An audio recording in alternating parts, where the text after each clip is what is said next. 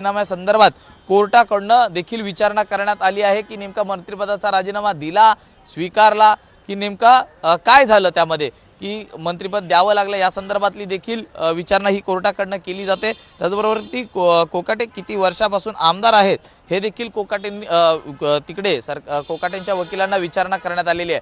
मात्र आपण पाहिलं तर त्यांचा राजकीय एकूणच प्रवास पाहिला तर 4 टर्म हे कोकाटे त्या ठिकाणी आमदार राहिलेले आहेत। नाशिक सिन्नर परिसरातनं ते ठिकाणी राष्ट्रवादीची जी भूमिका आहे किंवा राष्ट्रवादीतनं ते निवडून आलेले आहेत, त्यामुळे सध्याच्या नगरपालिकेवरती देखील त्याचा परिणाम होईलच। मात्र एकूणच कोकाटे यांची राजकीय जी पार्श्वभूमी आहे ही देखील कोर्टाकडून त्या ठिकाणी लक्षात घेतली जाते। त्यामुळे एकूणच आजच्या या युक्तिवादामध्ये कोर्ट काय निर्णय देतं हे पाहणं महत्त्वाचं राहील। अश्विन, खरं आणि 2-3 मुद्दे अधोरेखित करण्यात आले। आपण आपल्या प्रेक्षकांना पुन्हा एकदा सांगूया, कारण 25 एकर जमिनीच्या मुद्द्यासंदर्भात सरकारी वकिलांनी सांगितलं की कागदोपत्री ते उपलब्ध नाही आणि यासोबतच मंत्रिपदाच्या राजीनाम्यासंदर्भात विचारणा झाली आहे।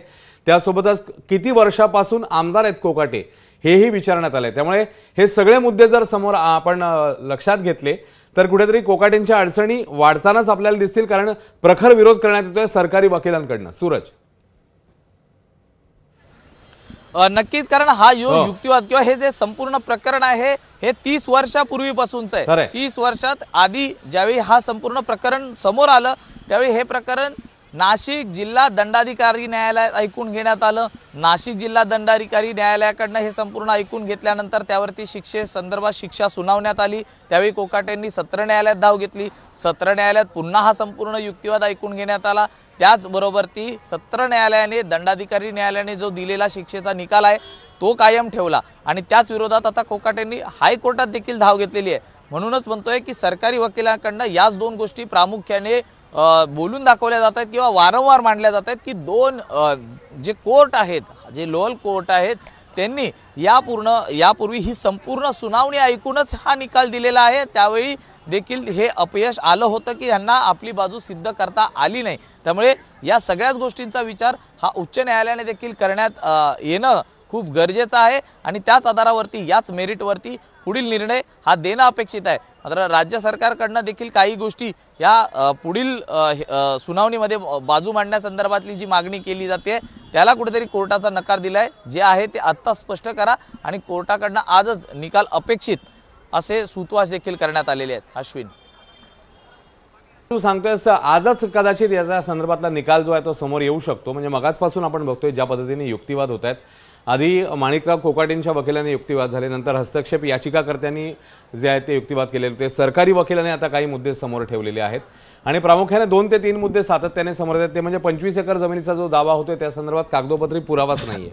त्यासोबतच जी दुर्बल घटकांची घरं आहेत ती अशा प्रकारे घेणं हे दुर्दैवी आहे। म्हणजे हाही मुद्दा कुठेतरी माणिकराव कोकाटेंच्या विरोधातच जाऊ शकतो अशी सध्याची स्थिती आहे आणि त्यासोबतच आमदारकी आणि मंत्रिपद या संदर्भातही विचारणा करण्यात येते। या सगळ्यामध्ये एक जो महत्त्वाचा मुद्दा आहे तो अर्थातच आपण पुन्हा त्याच्यावर आपल्याला यावं लागेल, कारण अजूनही माणिकराव कोकाटेंच्या सध्याच्या वैद्यकीय स्थितीबद्दल आपल्याला माहिती नाही आहे। मेडिकल बुलेटिन कुठल्याही क्षणी येऊ शकतं, तर ते मेडिकल बुलेटिन त्याचे काही मुद्दे परत मग कोर्टामध्ये ठेवण्यात येऊ शकतात, कारण आता थोड्याच वेळात ते मेडिकल बुलेटिन अपेक्षित आहे। सूरज, नक्कीच अश्विन, या संदर्भातलं खरं तर जे नाशिक दंडाधिकारी न्यायालयाकडून आदेश आलेले आहेत, आदेश जर आपण पाहिलं तर त्यामध्ये स्पष्टपणे म्हटलेलं आहे की कोकाटे आणि त्यांच्यासोबतचे जे इतर आरोपी आहेत त्यांना तात्काळ माझ्यासमोर हजर करा, पकडून आणा, अशा पद्धतीचे ते आदेश आहेत। या आदेशानंतरच नाशिक पोलीस हे लीलावती रुग्णालयात दाखल झाले होते। मात्र या ठिकाणी उपचाराधीन असलेले जे कोकाटे आहेत त्यांच्यावरती जो वैद्यकीय अहवाल हा पुढे ठेवण्यात आला। त्यांना उच्च रक्तदाबाचा त्रास आहे, इतकंच नाही तर त्यांच्या छातीत दुखत आहे, श्वासनाचा त्रास होत आहे ना, ते स्पष्ट करत आहेत। त्यामुळे त्यांच्यावर अतिदक्षता उपचार हे सुरू असल्याचं स्पष्ट करण्यात आलं।